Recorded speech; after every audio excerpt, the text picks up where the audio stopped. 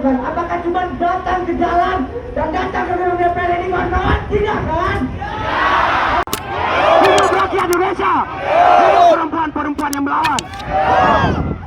Hari ini Syedon, seribuan mahasiswa yang menamakan diri Aliansi Mahasiswa Universitas Malikul Saleh atau Unimal bersama rakyat berdemo di gedung DPR Kaluk Semawe pada Senin 13 September 2022. Aksi mahasiswa ini untuk menolak kenaikan harga BBM yang membuat masyarakat semakin susah.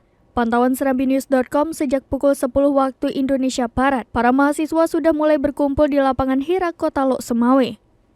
Mereka mengusung sejumlah poster dan spanduk sebagai bentuk penolakan kenaikan harga BBM. Sekitar pukul 11 waktu Indonesia Barat, para mahasiswa di bawah pengawalan ketat pihak kepolisian menuju gedung DPR Kaluk Semawe. Saat sampai di gedung DPRK, para mahasiswa pun mulai menggelar aksi.